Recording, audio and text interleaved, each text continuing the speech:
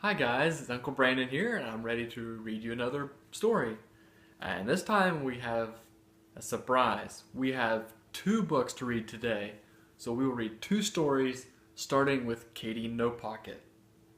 And then we will have a second book, which I'll show you here in just a minute, that we will read after Katy No Pocket. Alrighty. Katy the Kangaroo. Katy No Pocket.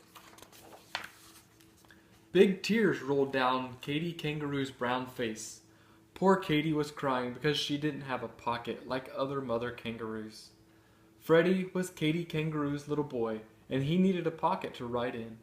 All grown-up kangaroos take awfully big hops, and little kangaroos like Freddie get left far behind unless their mothers have nice pockets to carry them in. And poor Katy didn't have any pocket at all. Katy Kangaroo cried just thinking about it, and Freddie cried too. Then all of a sudden, Katy had a wonderful idea. It was so wonderful, she jumped 6 feet up in the air. The idea was this. Other animal mothers had children, and they didn't have any pockets. She'd go and ask one of them how they carried their babies. Freddie looked all around to see whom to ask, and Katy looked all around to see too. And what they both saw were two bubbles rising up from the river right beside them. "Mrs. Crocodile," said Katy, feeling lots better already. "She hasn't any pocket. Let's ask her." A lot of big, muddy bubbles came up through the water. And then Mrs. Crocodile stuck her head up and opened her enormous mouth and smiled. "Why, Katy Kangaroo, what can I do for you today?" "Please, Mrs. Crocodile, I am so sad," said Katy. "I have no pocket, and Freddie has to walk wherever we go, and he gets so tired. Oh dear, oh dear." And she started to cry again. The crocodile began to cry too, and then she said, But what can I do?" "You can tell me how to carry Freddie," said Katy. "How do you carry little Catherine Crocodile?" "Oh, do please tell me." "Why, I carry her on my back, of course," said Mrs. Crocodile. She was so surprised that anyone shouldn't know that she forgot to cry anymore. Katy was pleased. She said thank you, and as soon as she got to a good squatting down place, she squatted and said, "Now Freddie, climb on my back. After this it will be so simple, no trouble at all." But it wasn't so simple. In the first place, Freddie could not crawl up on her back because his knees stuck out. He couldn't hang on because his front legs were too short. And when he did manage to hang on for a few minutes, and Katy gave a long hop, he fell off, bump, bang, with a terrific thump. So Katy saw that she couldn't carry her baby on her back. And here you can see them trying to get on, and he fell off. So let's see what's next. Katy and Freddie sat down again and thought and thought. "I know, I'll ask Mrs. Monkey. I'm sure she can help me." So Katy and Freddie set off for the forest, and very soon they found Mrs. Monkey. She had her young son Jocko with her, and Katy Kangaroo hurried so to catch up with them that she was almost out of breath. But finally she managed to squeak, "Please, Mrs. Monkey, how do you carry Jocko?" "Why, in my arms, of course," said Mrs. Monkey. "How else would any sensible animal carry anything?" And she whisked away through the trees. "Oh dear," said Katy, and a great big tear ran across her long nose. "I can't carry anything in these short little arms. Oh dear, she wasn't any help at all. What are we going to do?" And she just sat down and cried harder than ever. Yeah, because she doesn't have arms like the monkeys do. Poor Freddie. He hated to see his mother cry, so he put his paw to his head and he thought and thought and thought. "What about the lion?" he asked when Katy stopped crying a little. "They don't carry their children. The poor things walk just the way you do," said Katy. There's birds," said Freddie. "How do they carry their babies?" "Birds," said Katy. "The mother birds push their children out of the nest, and they squawk and shriek and flap their wings about." Then all at once Katy Kangaroo stopped crying and looked at Freddie. They do say that the owl knows almost everything, she said slowly. Well then, for goodness sake, let's ask him, said Freddie. They found the owl asleep in an old dead tree. And he was cross because he didn't want to be waked up in the middle of the day. And when he saw that Katy was so sad, he came out, blinking and ruffling his feathers, and said in a scratchy voice, Well, well, what is it? Speak up, and speak loudly. I am deaf as a post. So Katy stood under the tree and screamed at him, I am a mother kangaroo, and I haven't a pocket to carry my child in. How shall I carry him? What shall I do? Get a pocket, said the owl, and went to sleep again. Where? Cried Katy. Oh, please don't go to sleep before you tell me where. How should I know, said the owl. They sell that sort of thing in the city, I believe. Now kindly go away and let me sleep. The city, said Katy, and looked at Freddie with big round eyes. Of course, we'll go to the city. Katy was so excited that she almost left Freddie behind as she went leaping over bushes and hopping along the path, singing in a sort of hummy way a little song she had just made up. Hippity-hoppity, flippity-floppity. Wasn't it a pity? I didn't know it was to the city I should go.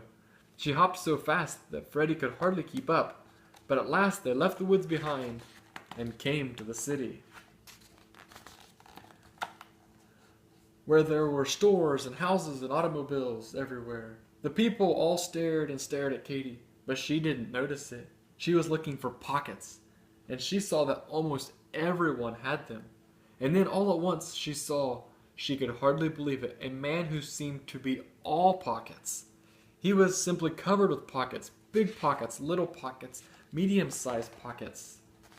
Katy went up to him and laid a paw on his arm. He was a little frightened, but Katy looked at him with her soft brown eyes and said, Please, dear kind man, where did you get all those pockets? These pockets, he said. You want to know where I got all these pockets? Why, they just came with the apron, of course. You mean you can really get something to put on with all those pockets already in it? Asked Katy. Sure you can, said the man. I keep my hammer and nails and tools in my pockets, but I can get another apron, so I'll give you mine. He took off the apron and dumped it upside down. We can't read upside down, though. We have to turn it back over. Out fell a saw, wrench, nails, a hammer, a drill, and lots of other tools. Then the man shook the apron hard and turned it right side up again and hung it around Katy's neck and tied it behind her back. Katy was so pleased and excited and happy that she couldn't speak. She just stood still and looked down at the pockets and smiled and smiled and smiled. By this time, a big crowd had gathered to see what Katy Kangaroo was doing. When they saw how pleased she was, they all smiled too. At last, Katy was able to say thank you to the nice, kind man. And then what do you think she did? She popped Freddie into a very comfortable pocket, and she hippity-hopped home faster than ever before, because of course, she didn't have to wait for Freddie. And when she got home, what do you think she did? Well, she had so many pockets that she put Freddie into the biggest one of all. Then into the next largest, she put little Leonard Lion. Thomas Tortoise just fitted into another pocket. Sometimes she had a baby bird if its mother was busy at a worm hunt. And there was still room for a monkey, a skunk, a rabbit, a raccoon, a lizard, a squirrel, a possum, a turtle, a frog, and a snail. So now all the animals liked Katy's pockets better than any other pockets in the whole forest. And Katy Kangaroo was very happy because now she has more pockets than any mother kangaroo in the world. And here she is with all her pockets and very happy. The end. But wait, we're not done yet.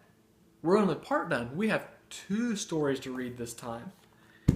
Alrighty. Oh, Say Can You Say by Dr. Seuss. Oh, my brothers, oh, my sisters, these are terrible tongue twisters. Let's try to see if we can read this book. Whew, should be good. Oh, Say Can You Say by Dr. Seuss. Said a book-reading parrot named Huey, the words in this book are all phooey. When you say them, your lips will make slips and back flips, and your tongue may end up in St. Louis. So now remember that, and we'll see if we can memorize it by the end of the book. Fresh, fresher, freshest. Do you like fresh fish? It's just fine at Finney's Diner. Finney also has some fresher fish that's fresher and much finer. But his best fish is his freshest fish. And Finney says with pride, the finest fish at Finney's is my freshest fish French fried. So don't order the fresh or the fresher fish at Finney's. If you're wise, you'll say, fetch me the finest French fried freshest fish that Finney fries. Den's shin. We have a dinosaur named Den. Den's thin. Den doesn't have much skin, and the bones fall out of his left front shin. Then we have to call in Pinner Blinn, who comes with his handy shin pin bin, and with the thin Blinn shin pin pin, Blinn pins Den's shin bones right back in. Bed spreader, bread spreader. Bed spreaders spread spreads on beds. Bread spreaders spread butters on breads. And that bed spreader better watch out how he's spreading, or that bread spreader's sure going to butter his bedding. Ape cakes, grape cakes.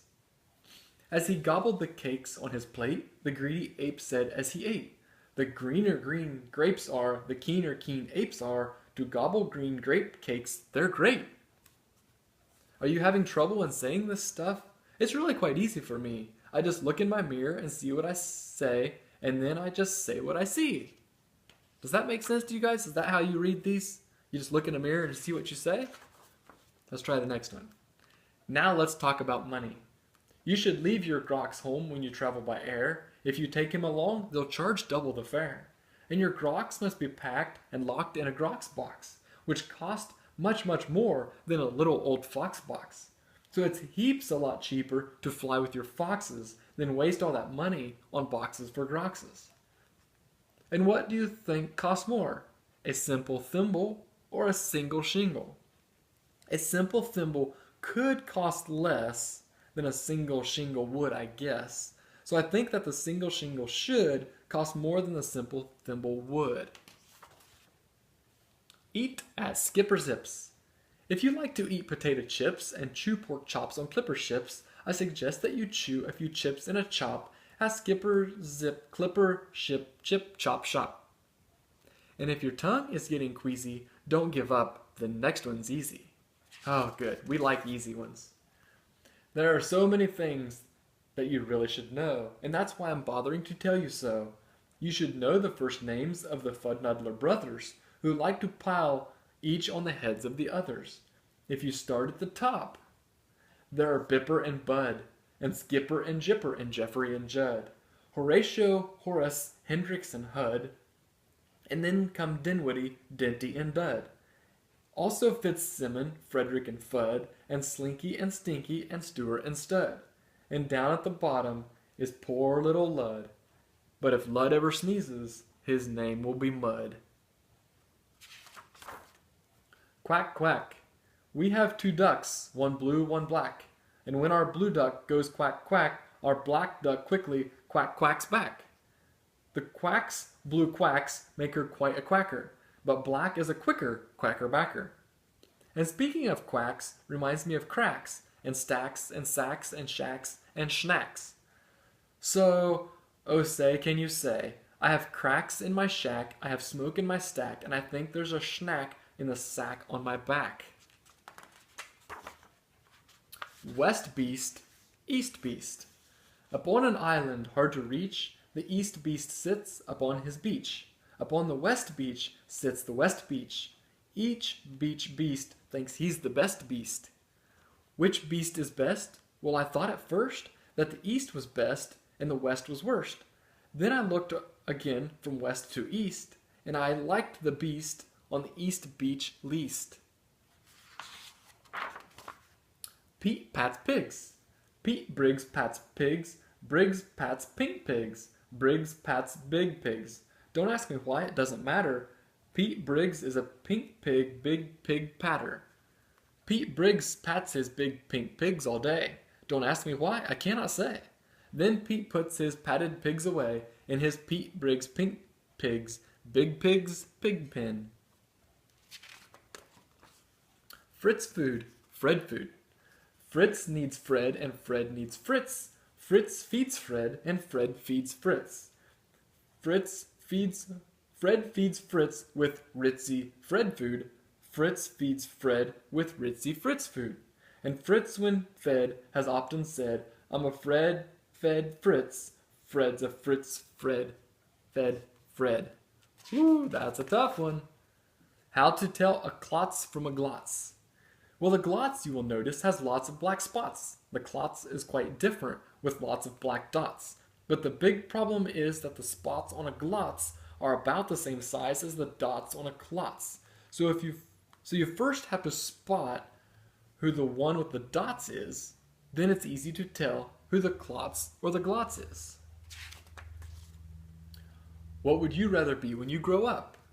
A cop in a cop's cap, or a cupcake cook in a cupcake cook's cap, or a flat flapjack flapper in a flat flapped jack cap? Or if you think you don't like cops' caps, flapjack flappers, or cupcake cooks' caps, maybe you're one of those choosy chaps who likes kooky captain's caps, perhaps? More about Blinn. Well, when Blinn comes home tired from his work pinning shins, the happiest hour of old Blinn's day begins. Mr. Blinn is the father of musical twins, who tucking twin instruments under twin chins, lull their daddy to sleep with twin Blinn violins. And oh say, can you say, far away in Berlin, a musical urchin named Gretchen von Schwinn has a blue-footed, true-footed, trick-fingered, slick-fingered, six-fingered, six-stringed, 10-Schwinn mandolin. Rope, soap, hoop soap. If you hope to wash soap off a rope, simply scrub it with scrope. Scrope is so strong that no rope is too long. But if you should wish to wash soup off a hoop, I suggest that it's best to let your whole silly souped up hoop soak in soapy Cooper's super soup off hoops soak suds. That's another tough one. Goodness gracious. Merry Christmas mush. One year we had a Christmas brunch with Merry Christmas mush to munch. And I don't think you'd care for such. We didn't like to munch mush much. And speaking of Christmas, here are some great gifts to give your daddy. If your daddy's name is Jim, and if Jim swims, and if Jim's slim, the perfect Christmas gift for him is a set of Slim Jim swim fins. But if your daddy's name is Dwight, and he likes to look at birds at night, a gift for Dwight that might be right is a bright Dwight bird flight night sight light.